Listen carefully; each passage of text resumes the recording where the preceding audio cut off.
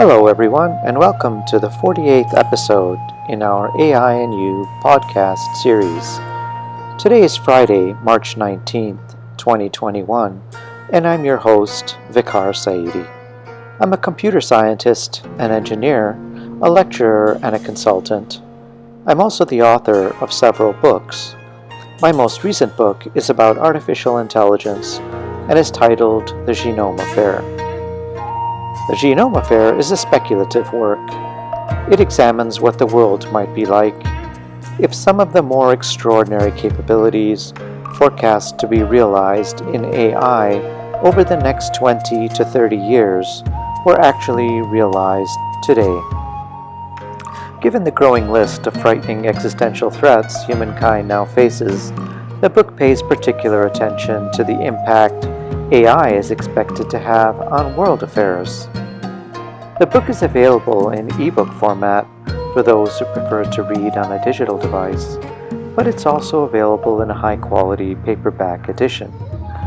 The Genome Affair is available on Amazon, so I hope you'll take the time to read it and to leave a review. Amazon book reviews are very helpful for writers.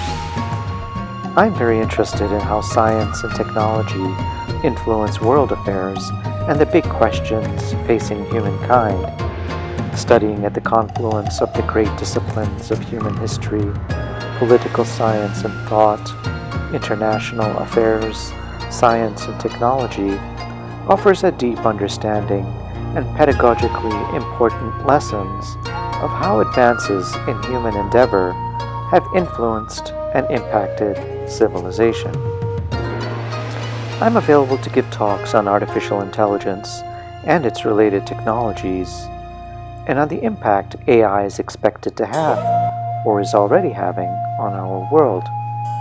If you'd like to get in touch with me to arrange a web-based event or consulting meeting with your company or organization, you can find my contact info in the podcast notes below. Please make sure to subscribe to my channel, like this video, and share it with others if you find the content valuable. Thank you. And now, on to today's podcast. In our last podcast, episode 47, I spoke about whether AI will favor authoritarianism or democracy. In today's podcast, episode 48, I'll talk about whether AI will accelerate the arrival of a universal basic income. Let's get started. For some time now, political scientists, public intellectuals, and thought leaders have been discussing the growing risks to global labor markets as artificial intelligence, factory automation, and robotics permeate virtually every industry and occupation. In 2020, labor economists in Germany published a report cautioning that 800 million jobs are likely to be displaced during this decade as a result of AI's increasing capabilities across a broad spectrum of human endeavor, from the mundane to the sophisticated. Within the life sciences, we are observing the rapid encroachment of AI and robotics in areas ranging from diagnostics and radiology to advanced surgery and numerous areas in between. It is a very exciting time for patients since these technological advancements can be both cost-effective as well as medically advanced. But it is also a very distressing time for many mid-career workers and professionals who are left wondering if they'll soon be displaced. Countless young people are also unable to decide which professional occupation they ought to pursue to protect their own economic security and future.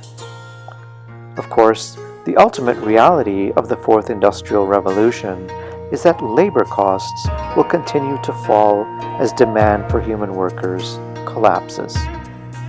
This will create the need for a universal basic income. But what exactly do we mean when we speak of universal basic income? Do we really mean universal, Or do we actually mean national?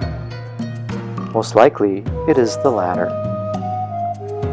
As advanced countries such as the United States and other developed economies increasingly automate production, it is very likely that the price of most consumer goods will continue to fall. This is as a result of the decline in the cost of manufacturing. This will make most corporations tremendously profitable and wealthy, since labor costs have historically been the most significant line item on the income statement of any enterprise. If legislators and policymakers manage the situation properly, governments can take these wealthy corporations and tax these wealthy corporations and provide a basic income to citizens.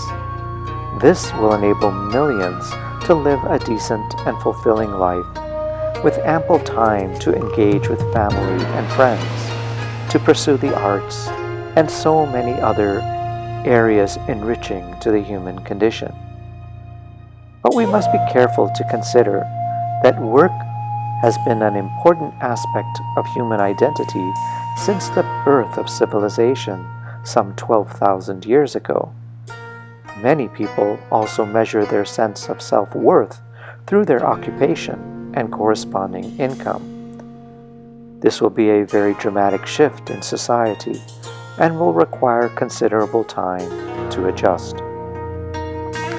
Unfortunately, paying a universal basic income in developing economies will be much more difficult and probably impossible.